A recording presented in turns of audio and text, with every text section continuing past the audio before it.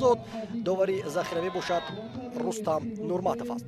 ҳайатҳои асосии даставро ба шумо маърифӣ месонем. Азизов ва дар хатти ҳуҷум ду нафар ҳунарнамоӣ мекунанд. 22 Сунатулло Азизов ва рақами 33 Муриски аз санҷиши ҷисмонӣ гузарад ва омода шуд барои ҳакамӣ кардани бозиҳои чемпионати Тоҷикистон. Рақобат шурӯъ мегардад. тамошобинони азиз, замеровари кишвар ки мевояд мағлуб гардиданд аз ҳуҷуми Хатлон иҷро карда мешавад.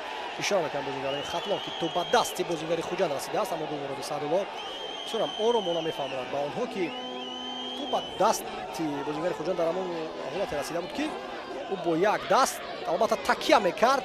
барои ҳамин ҳам Баротов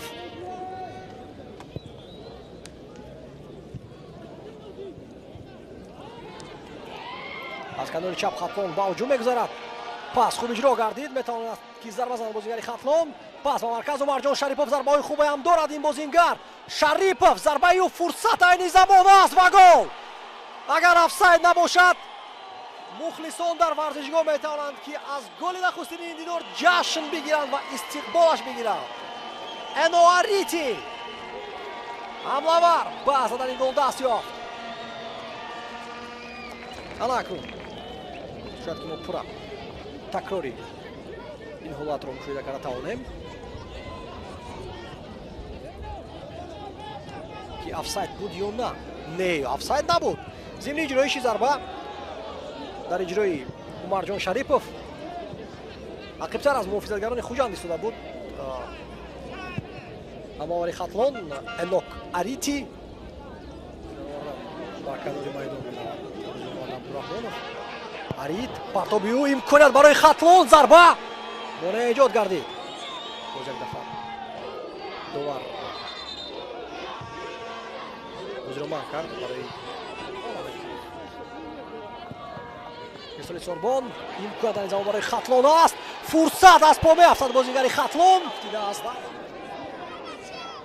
ҳамовари Хатлон. барои ҳамин ҳам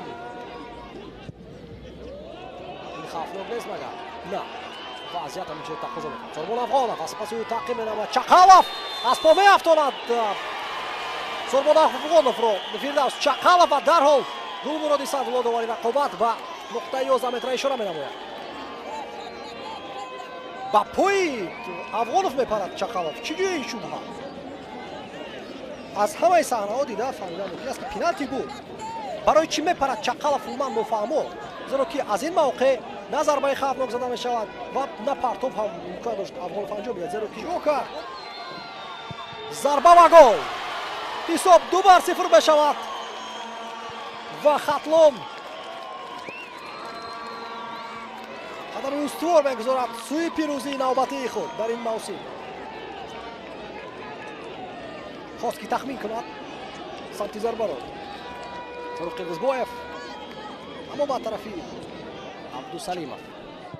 зарбаи ӯ ростии дарвоза зарбаи мустақим аст, аммо сустар буд. барои ин истифода баранд бозингарони Хуҷанд. ҷаҳонгир Эргашев боз ҳам баландтар тӯбро равон мекунад ва садоишта ки худро баъл мекунад. довар бозӣ ба анҷом мерасад. Хатлон бо ҳисоби 2-0 тавонист ки бар гол ба самар расонид. дар дақиқаи 82 бошад аз зарбаи ҷаримавии 11 метра ё ба истилоҳ аз пеналти Алишер Баротов. ман қайд карда будам ки аз соли 2020 инҷониб ягон маротиба Хатлон Хуҷандро шикаст надода буд ва ниҳоят дар варзишгоҳи Пахтакор ғалабаи бисёр муҳими даста ба қайд гирифта шуд. тамошобинони азиз, дар ҳамин ҷо гузориши мустақими мо аз бозии даври нуҳуми лигаи олии Тоҷикистон миёни Хатлон ва Хуҷанд ба анҷом мерасад. меҳровари кишвар будам ки ин бозиро барои шумо шарҳ додам. боқи сараванду хунобод бошед ва бозиҳои чемпионати Тоҷикистонро якҷо бо телевизионҳои варзиш ва футбол пайгирӣ намоед. хайр.